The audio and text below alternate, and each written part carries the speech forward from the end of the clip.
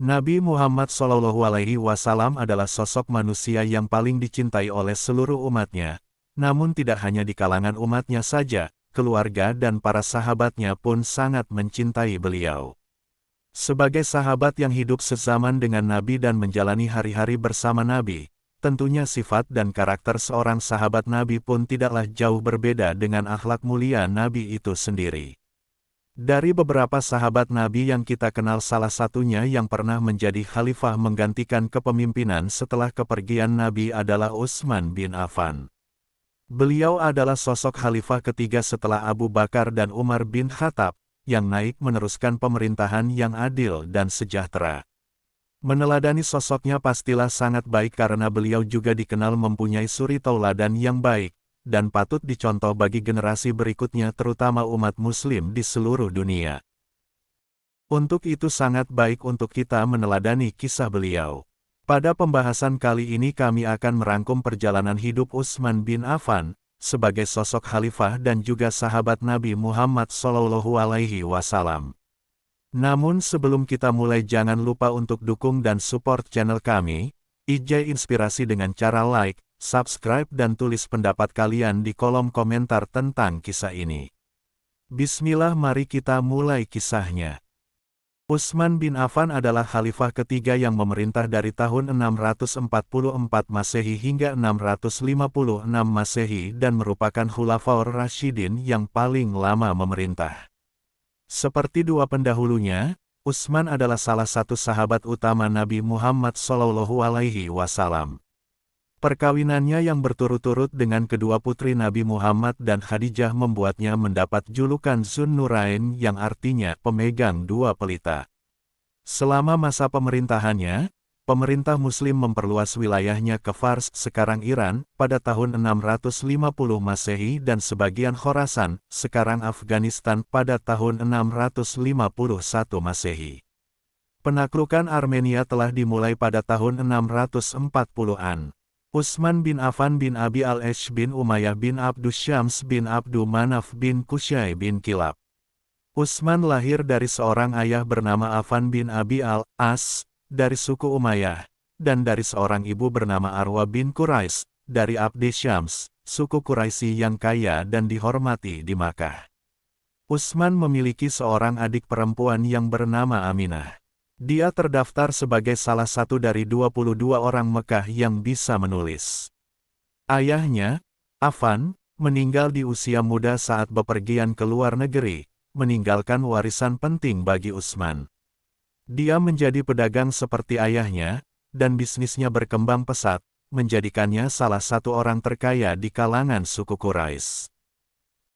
Utsman bin Affan adalah sahabat Nabi dan juga khalifah ketiga dari Khulafaur Rasyidin. Ia dikenal sebagai seorang pengusaha kaya dan handal di bidang ekonomi namun sangat dermawan. Dia sangat membantu ekonomi umat Islam di masa-masa awal dakwah Islam. Ia dijuluki Zun Nurain yang berarti satu dengan dua lampu. Julukan ini didapat karena Utsman menikah dengan putri kedua dan ketiga Rasulullah SAW, Ruqayyah dan Ummu Kulthum. Utsman bin Affan lahir pada tahun 574 Masehi dari Bani Umayyah. Nama ibunya adalah Arwa binti Quris bin Rabi'ah. Ia masuk Islam atas ajakan Abu Bakar dan termasuk golongan As-Sabiqun al-Awwalun, yaitu golongan pertama yang masuk Islam. Rasulullah SAW sendiri menggambarkan Utsman bin Affan sebagai muslim yang paling jujur dan rendah hati. Imam Muslim menceritakan bahwa Aisyah bertanya kepada Rasulullah SAW, Abu Bakar masuk tapi kamu biasa saja dan tidak memperhatikannya, lalu Umar juga datang kepadamu biasa saja dan tidak memberi perhatian khusus. Tapi ketika Utsman masuk, kamu terus memperbaiki bajumu, ada apa? Utusan Allah menjawab, apakah saya tidak malu pada mereka yang bahkan para malaikat pun jadi malu padanya? Pada saat perang Zatirika yang berkecamuk dan perang Ghatfan, di mana Rasulullah SAW mengobarkan panji perang, Utsman diyakini sebagai wali kota Madinah. Selama perang Tabuk, Utsman menyumbangkan 950 unta dan 70 kuda, ditambah sumbangan pribadi sebesar 1000 dirham untuk perang Tabuk, yang nilainya sepertiga dari biaya perang. Utsman bin Affan juga menunjukkan kedermawanannya dengan membeli mata air bernama rumah dari seorang laki-laki suku Ghifar seharga 35.000 dirham. Ia mendedikasikan sumber daya air untuk kepentingan masyarakat. Pada masa pemerintahan Abu Bakar, Utsman juga menyumbangkan gandum yang diangkut dengan 1.000 ekor unta untuk membantu yang membutuhkan pada musim kemarau. Dia adalah raja pertama yang memperluas Masjid Al-Haram di Mekah dan Masjid Nabawi di Madinah karena semakin banyak umat Islam yang mempraktikkan rukun Islam kelima, haji. Dia menciptakan ide kebijakan keamanan untuk rakyatnya, pembangunan gedung khusus untuk pengadilan dan putusan perkara yang sebelumnya dilakukan di masjid, mengembangkan pertanian, menaklukkan beberapa daerah kecil di sekitar perbatasan seperti Suriah, Afrika Utara, Persia, Khurasan, Palestina, Siprus, Rhodes, dan membentuk angkatan laut yang kuat.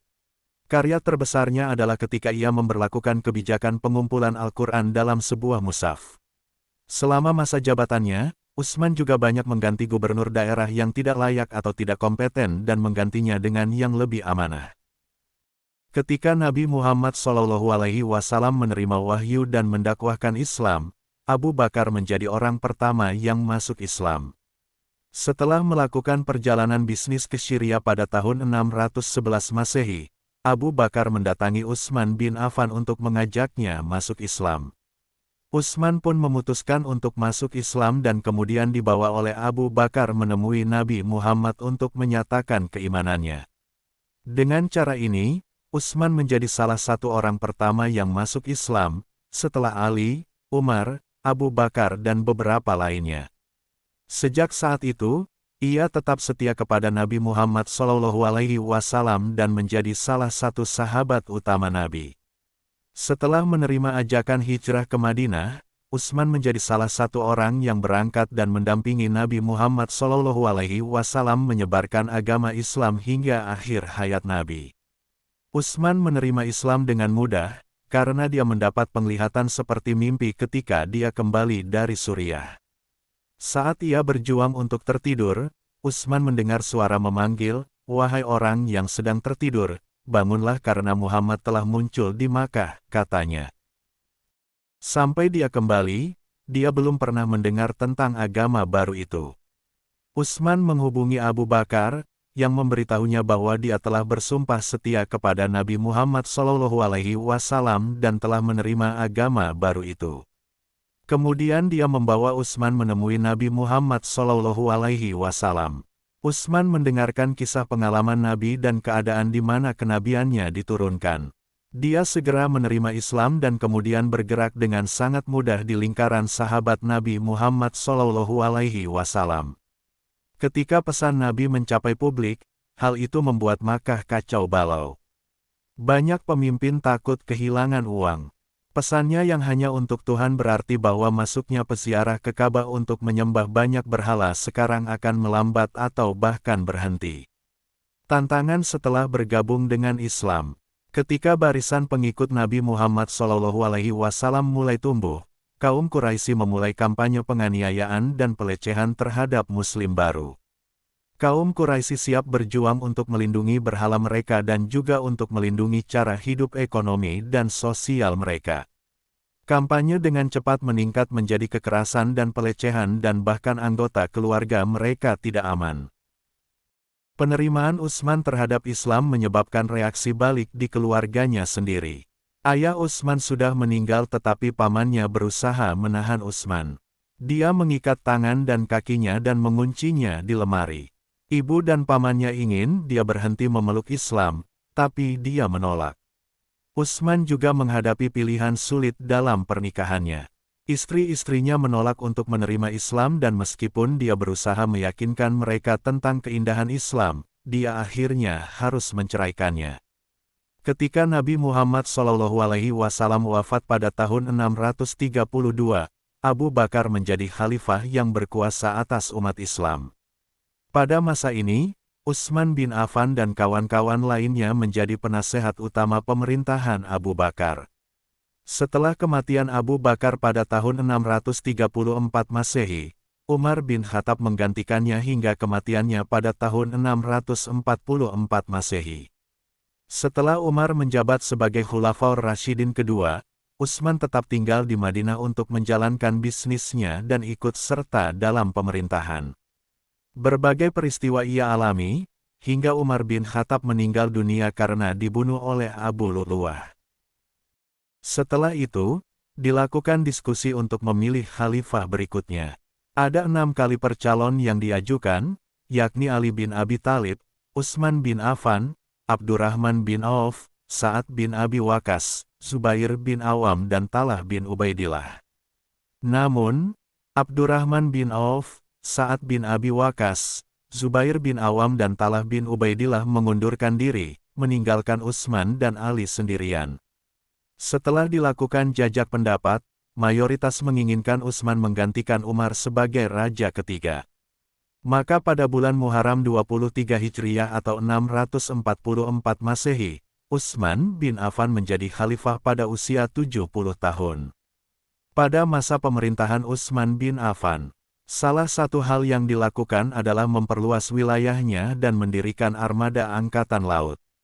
Pemerintahannya berhasil menguasai Barkah, Tripoli Barat, bagian selatan negeri Nubah di Afrika, Armenia, Tabaristan, Amudarya, Balkha, Harah, Kabul, Hasnah di Turkistan di Asia dan Siprus di Eropa.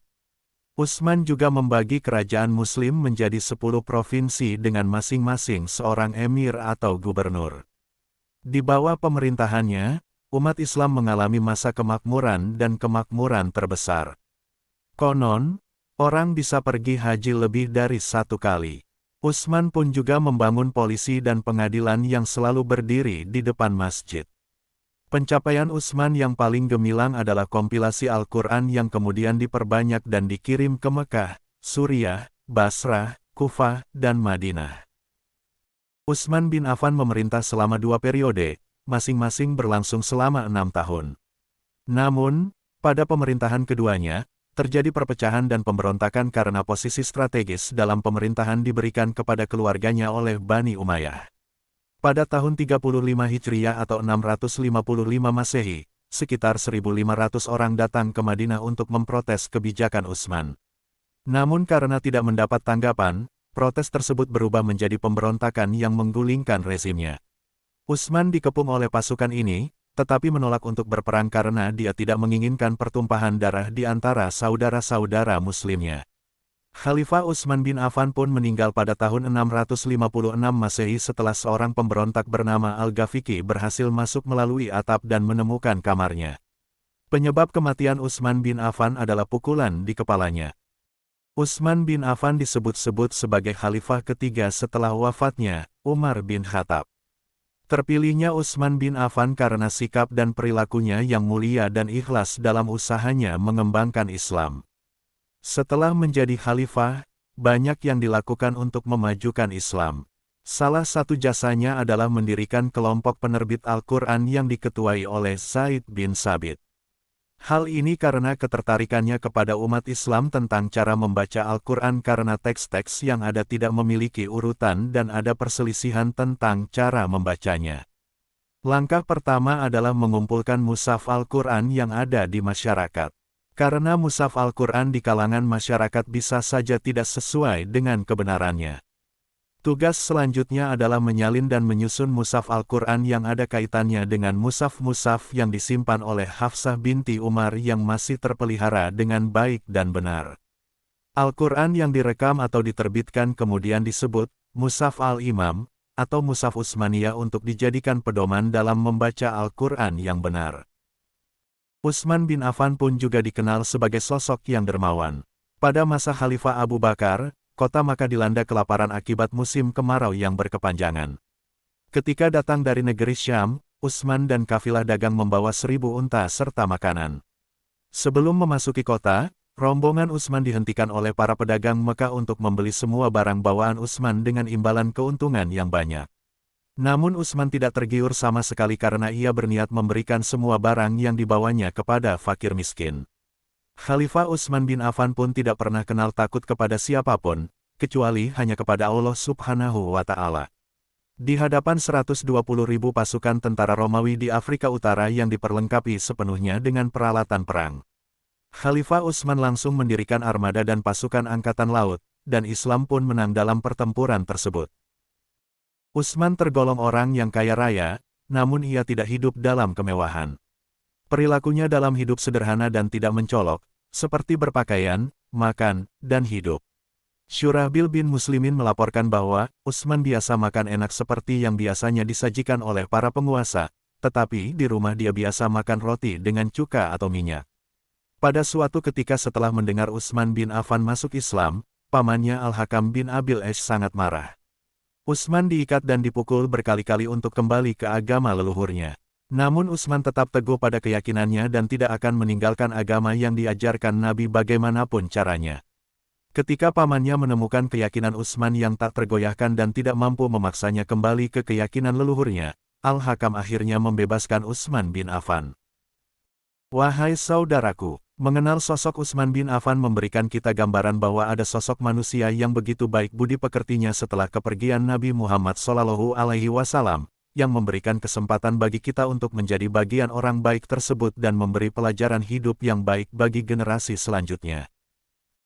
Terima kasih telah menonton video kami dalam perjalanan menelusuri kisah-kisah dan cerita yang menginspirasi.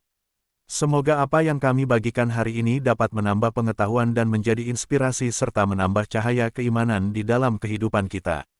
Jangan lupa untuk like, subscribe, dan komen di bawah serta tekan lonceng notifikasinya agar tidak ketinggalan cerita-cerita penuh hikmah lainnya. Sampai jumpa di video berikutnya, dan ingatlah selalu, kebaikan yang kita sebar akan kembali kepada kita. Salam hangat dan teruslah berbagi kebaikan. Wassalamualaikum warahmatullahi wabarakatuh.